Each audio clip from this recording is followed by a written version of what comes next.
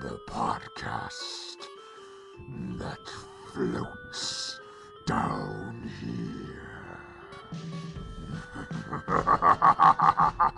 Hello, and welcome to the podcast that floats down here. I'm Ben. I'll be your host again for this episode, and I'm joined by our Stephen King expert. Hi, Melissa here. And our new reader. And Luke's here too.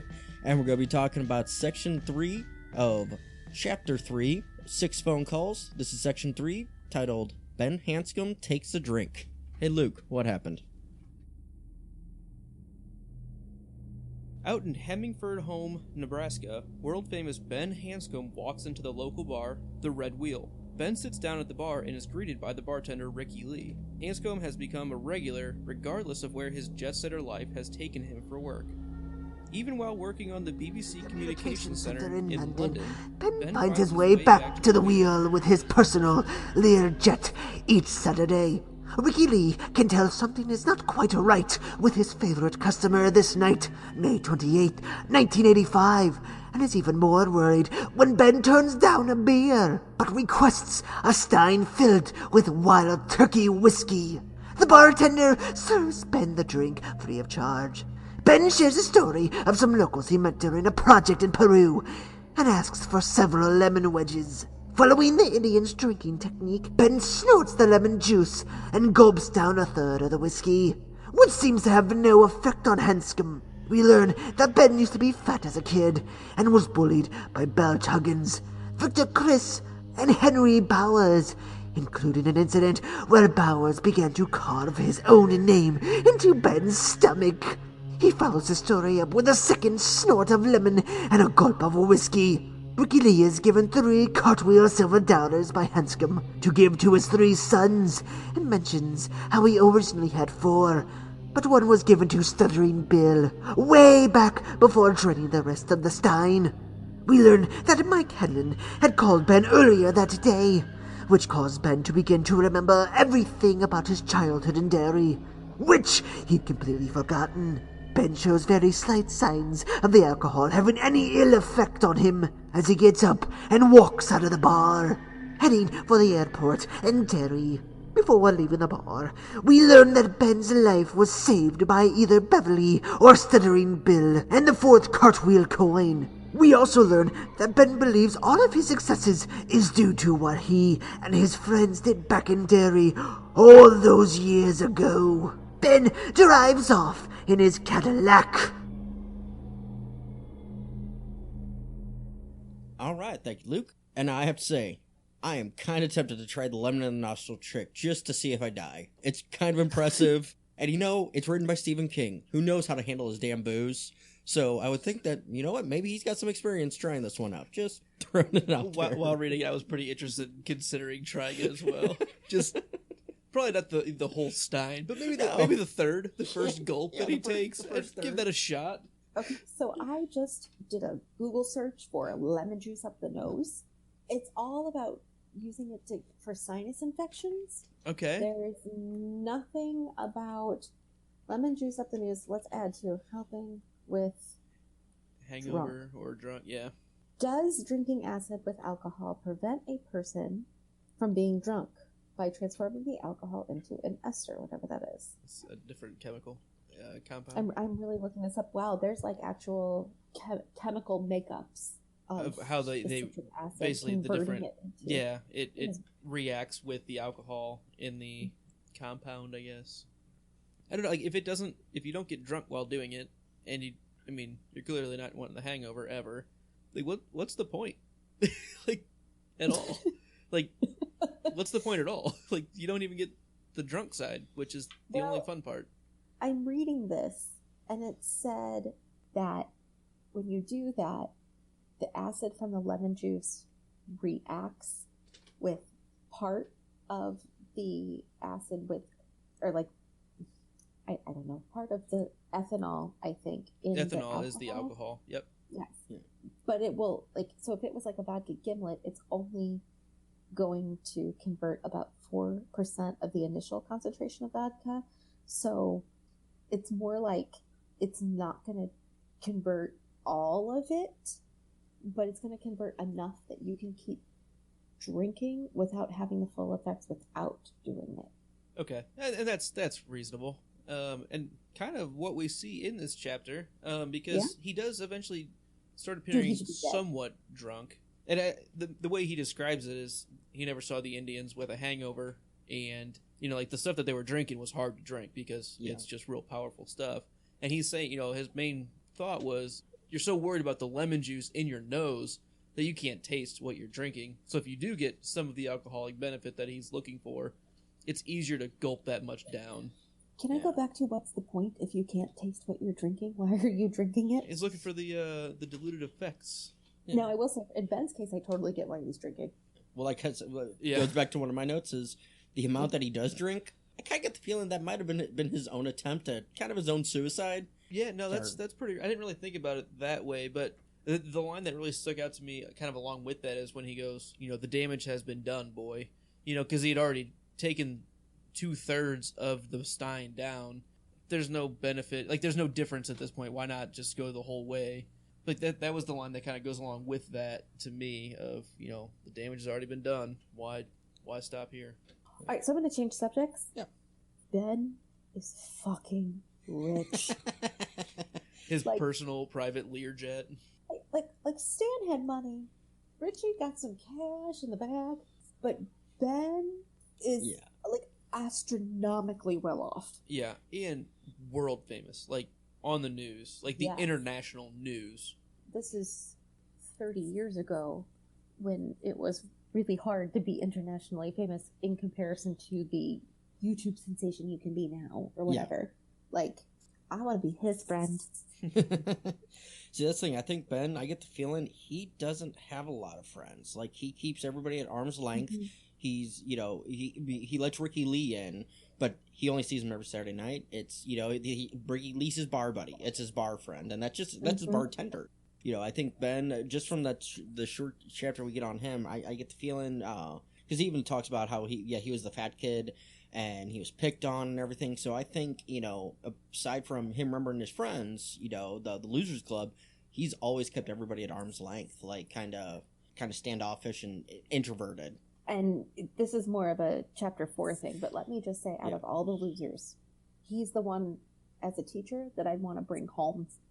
These 6 people that you're talking to, oh, okay, Stan, he seems like a nice guy. Oh, okay, Richard, he would drive me crazy because the loud kids always, when I was in school, they always drove me nuts because I was a very quiet kid. And we haven't talked about Eddie and Beverly and Bill yet, but Ben is a good heart and kind and kind of can't find his way. I'm telling you, these were the kids I hung out with in high school, right? I either had the really loud friends, but my really good friends were the sort of more quieter, introverted, the ones I felt like I needed to nurture.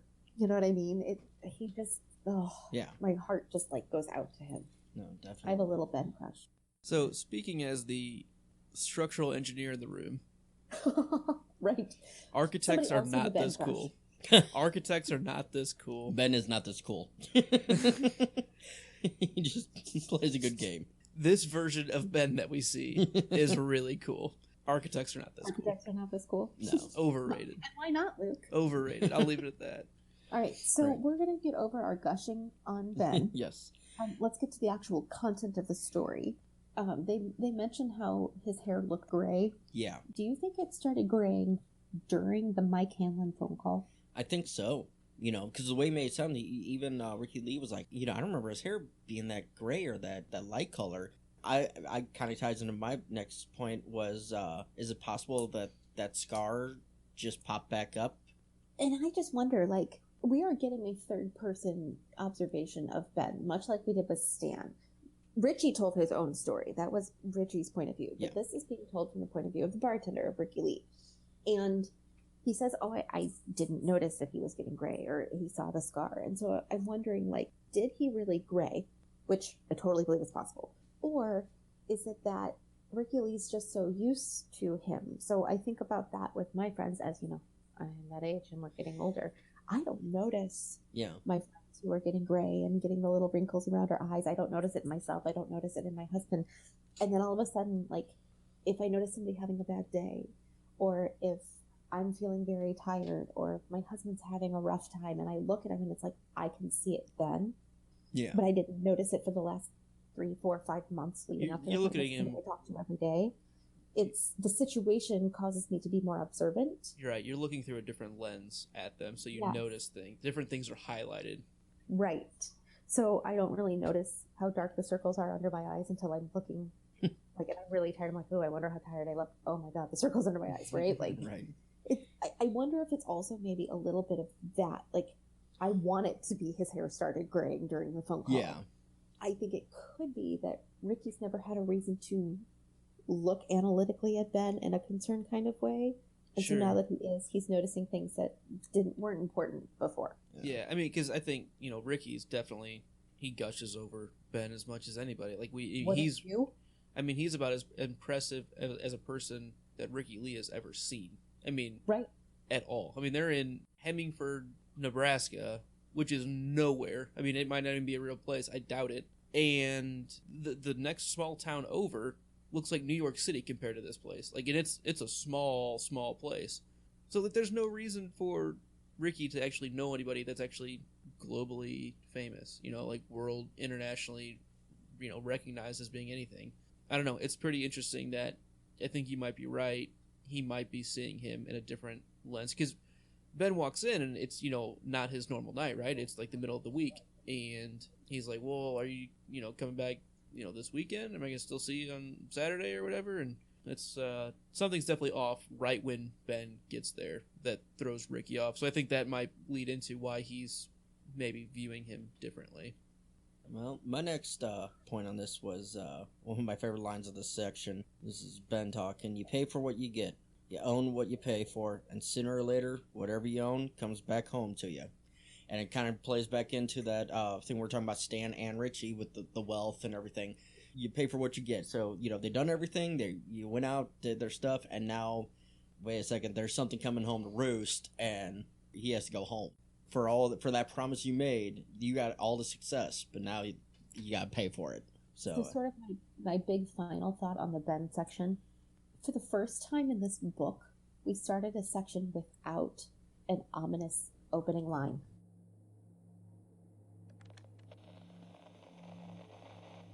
If, on that night of May 28, 1985, you had wanted to find the man Time magazine had called perhaps the most promising young architect in America, urban energy conservation, and the Young Turks, Time, October 15, 1984, you would have had to drive west out of Omaha on Interstate 80 to do it.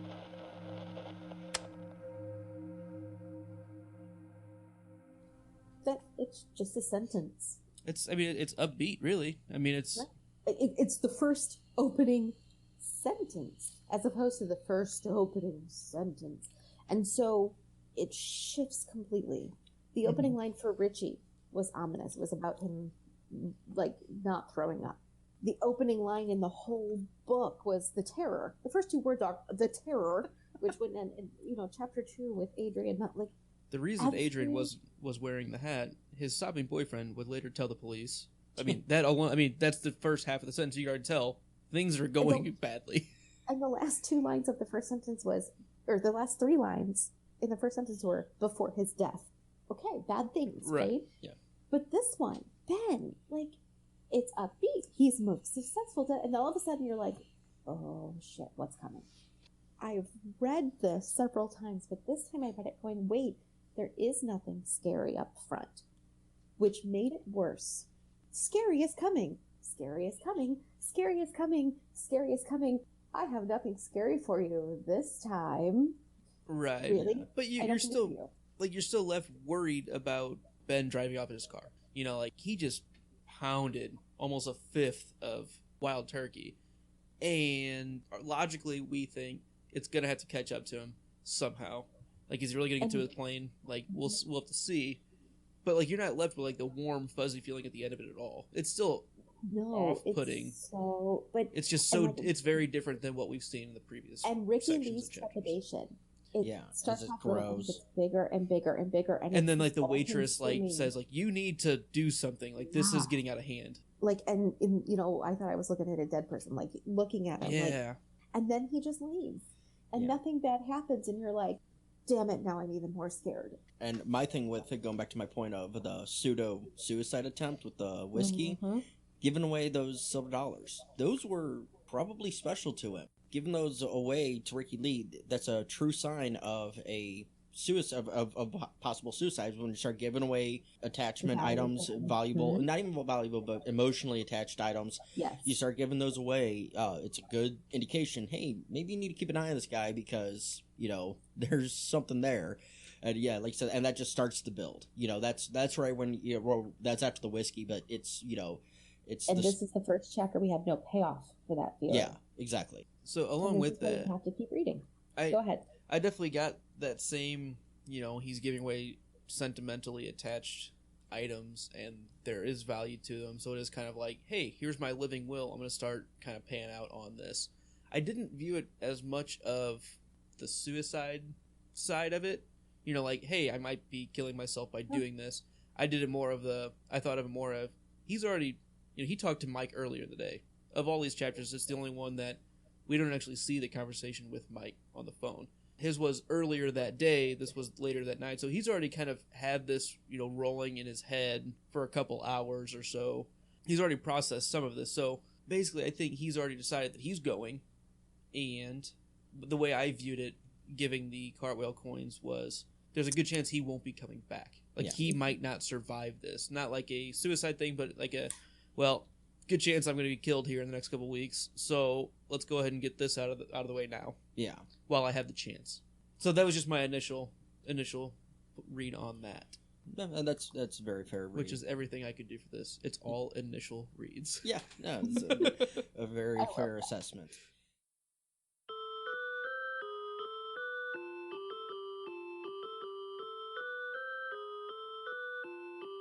Melissa, how does Ben fit in the Losers Club? He's the fat kid. At this point, that's all we know about him. He was the fat kid. He's the fat kid. So. And he was slower than everyone else. Yeah. That's how he got caught by the bullies. Oh, yeah, and we didn't really talk about, I mentioned the scar, but, having that H carved into your stomach. And as a former fat kid and semi-still fat guy, I can relate to, the fear and everything that Ben probably went through as a kid. Ben was always one of my, watching the movies, and when I was a kid, I was like, okay, he turned out cool. He turned out to be John Ritter. He turned out to be cool. So it's like, all right, I can deal with that. So, going off that, Ben, as of this moment, I think the rest of this chapter is my favorite loser, and I will fairly freely say that. So, well, Ben on the show, I think you turned out pretty cool. To be decided. We're gonna keep you. Yeah, to be decided. TBD. TBD. To be determined. All right, so I think that'll do it for Section 3. Ben Hanscom takes a drink. Join us for Section 4. Eddie Kasprak takes his medicine. And as always, stay imaginary. Thanks.